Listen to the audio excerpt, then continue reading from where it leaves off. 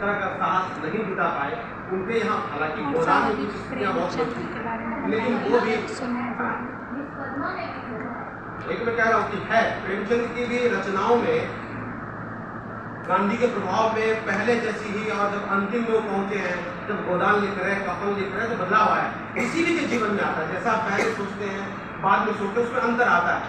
लेकिन प्रेमचंद भी शादी के बाद की जो मानसिकता है कि कैसे लड़कियों का रहना चाहिए, जैसे कि बीएचयू एक कोर्स कराने जा रही थी, अच्छी बहू कैसे बनेगी, और हो सकता है कि बिहार यूनिवर्सिटी में भी लॉन्च हो कि अच्छी बहू आपको कैसे बनना है।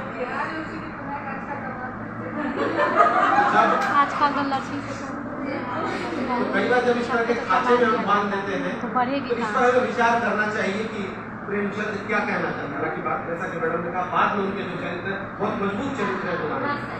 हाँ, अंतिम समय में प्रेमचंद बहुत बदल भी गए थे, बहुत चीजों से उनका मोह भंग भी हो गया। और पिता को केंद्र में रखा जाता है, पिता की चिंताओं को केंद्र में रखा जाता है, लेकिन जरूरत इस बात की है कि माँ को केंद्र में रखा जाए, बेटी को भी केंद्र में रखा जाए, स्त्री को भी केंद्र में रखा जाए। इन तमाम सवालों के बीच में प्रेमचंद दलितों के मुद्दे पर उस जमाने में भी लोग लिखने का साहस नहीं करते थे, तब भी प्रेमचंद ने लिखा। लेकिन आज भी उन पर भी आरोप लगते हैं कि उन्होंने जिस नजरिए से लिखा उस पर कुछ दलित साहित्यकार आपत्ति करते हैं। दरअसल इस आपत्ति से दिक्कत नहीं, मुझे लगता है कि कोई भी लेखक है, उनकी रचनाओं पर अगर हम बात करते हैं, उसकी आलोचना करते हैं, उनकी प्रशंसा करते हैं, तो एक तरह से हम उनका भला ही करते हैं। हम उनको पूजने के बजाय उनकी कमजोरियों पर भी बात करें, उनकी अच्छाइयों पर भी बात करें। जैसा कि मैंने कहा कि आप लोग बिना पूजे आज बातचीत कर रहे हैं, ये बहुत बेहतर है। अब ये अनायास हुआ या सायास हुआ मैं नहीं जानता, पर आप लोग अंत में मैं समझ कर बहुत अच्छी बात है।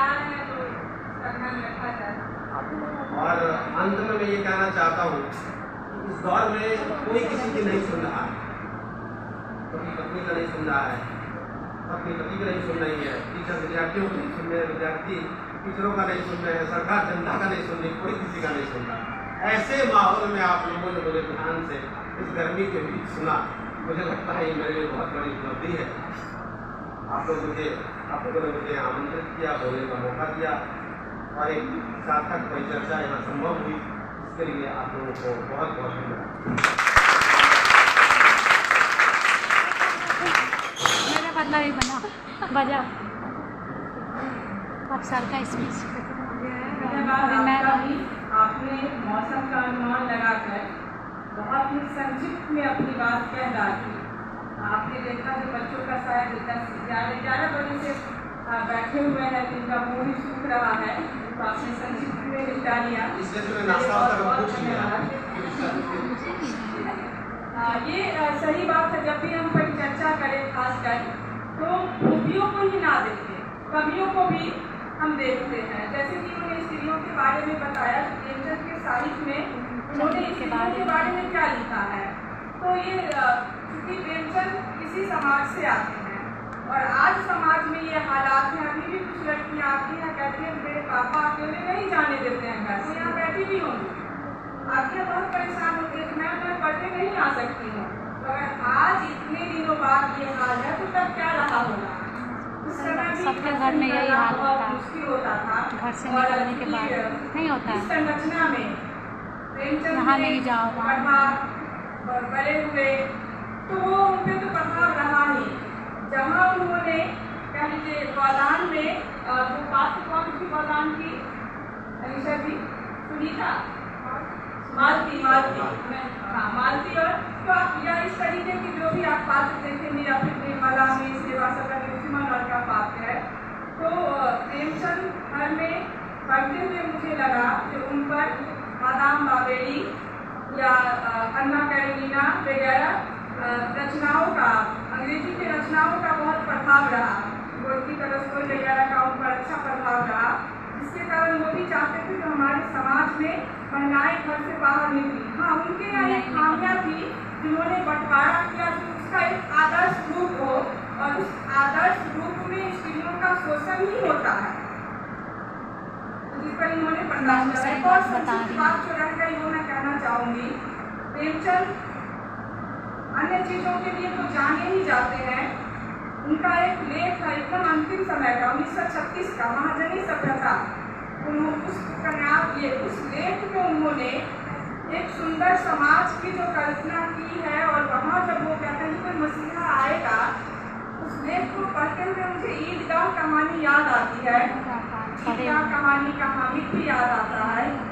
और उस कहानी में वो कहते हैं जो मस्जिद के अंदर जो लाखों करोड़ों हाथ एक बार सजदे में जो उठता है या जो कि गिरता है, जो जहाँ कोई भेदभाव नहीं है, जहाँ कोई छोटा बड़ा नहीं है, ये जो मस्जिद के अंदर दुनिया है, जहाँ कोई छोटा बड़ा नहीं है, कोई ऊंच नीच नहीं है, ये बाहर कब हो? वही व्यक्ति मस्जिद के अंदर जाकर कैसा हो जाता है। वहाँ कोई छोटा बड़ा, आपकी अगर यहाँ चले जाए पटना में, वहाँ कोई विधायक भी है और आप उनके साथ आधी नमाज पढ़ सकते हैं। छोटा का तो कोई वैल्यू ही नहीं, तो गरीब आदमी का तो कोई वैल्यू ही नहीं। ये चिंता थी तो ये दुनिया सुंदर कब होगी, जैसे शोषण मुक्त होगी, जहाँ हम सब अभी जो बराबरी के साथ रह सके। मुझे याद आता है, समझ रहे जो चाहूँ ऐसा राज में जहाँ सवन को मिले अन्न, चाहूँ ऐसा राज में जहाँ सवन को मिले अन्न, छोट बड़ सब सम रहे रैदास प्रसन्न। तो प्रेमचंद की भी यही इच्छा थी, जो छोटे बड़े सब एक जैसे हो, कोई छोटा कोई बड़ा ना हो। अब मैं अध्यक्षीय भाषण के लिए प्रिंसिपल मैम से आग्रह करती हूँ जो आए और अपना अध्यक्षीय भाषण।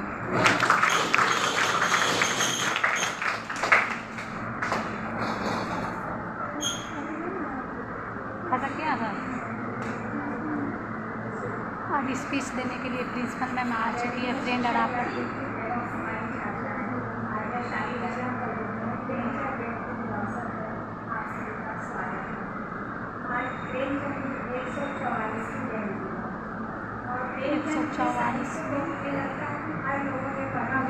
मनाई जा रही है। वो अपनी रचनाओं के माध्यम से आज भी हमारे बीच जीवित हैं। हम आज भी उनकी रचनाओं को पढ़ते हैं तो लगता है कि ये तो हमारी ही समाज की कहानी है। प्रेमचंद अपने कहानियों में, अपनी रचनाओं में लगभग 300 से अधिक कहानियाँ उनकी जितनी भी कहानियाँ हैं वो सब हमारे समाज के समस्याओं को भी दिखाती है। और उनकी कहानियों में समाज की समस्याओं पे ही जो उनके किरदार होते हैं, उसी के माध्यम से समस्याओं को दिखाते भी हैं और उसको सुलझाने का भी प्रयास करते हैं। तो प्रेमचंद की रचनाएँ आज भी बहुत प्रासंगिक है, क्योंकि उन्होंने समस्याओं को जल्दी देगा है जो आज भी कायम है। और प्रेमचंद हमारे, मुझे लगता है कि प्रेमचंद की रचनाओं को सभी हमारे सभी शिक्षकगण और हमारी छात्राओं ने किसी रचनाओं को जरूर पढ़ा होगा। और आगे भी हम अपने हिंदी विभाग को आग्रह करते हैं और प्रिंसिपल मैम अपना स्पीच दे रहे हैं। हम लोगों के बीच ऊपर मिनट नहीं दिख रहा है। और फिर से याद करें, हर कोई बचपन में उनकी कहानियों को पढ़ा होगा और आज भी उन्हें याद आ रहा होगा। हाँ, आज अभी आप जैसे ये आज हुआ, ये उनके जन्मदिन जो हमको याद करें तो मेरे की बेटी कपन गोदान, ये सब कहानियाँ हमको याद होते हैं परमेश्वर। और प्रेमचंद एक ऐसे लेखक रहे हैं जो हम सिर्फ अपने भारत में ही नहीं, विश्व में भी हम लोग सब लोग उनको पढ़े। जैसे हम लोग रॉशी को पढ़ते हैं, रॉशिदाई को पढ़ते हैं, वैसे ही प्रेमचंद की कहानियों को हमारे विश्व में पढ़ा जाता है और उन्हें याद किया जाता है। वो हमारे समाज की रचनाएँ हमारे समाज में मार्गदर्शन का भी काम करती है और उसको समझने का प्रयास करती है। उन्होंने लगभग हर समस्याओं के ऊपर कौन सबका ले रहे हैं?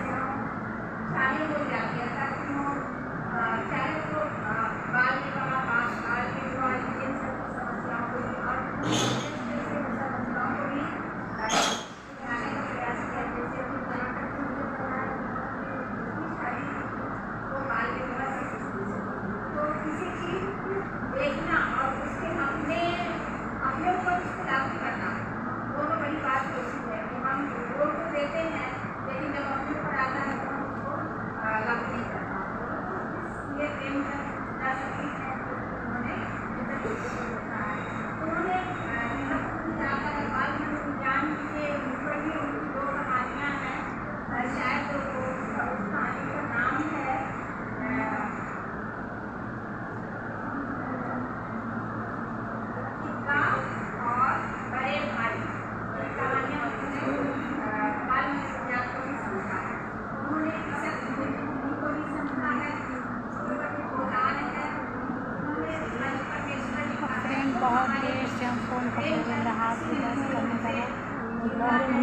वीडियो अपनी बनाई।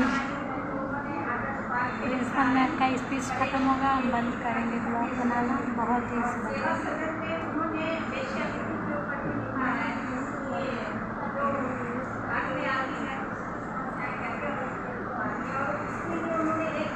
सबका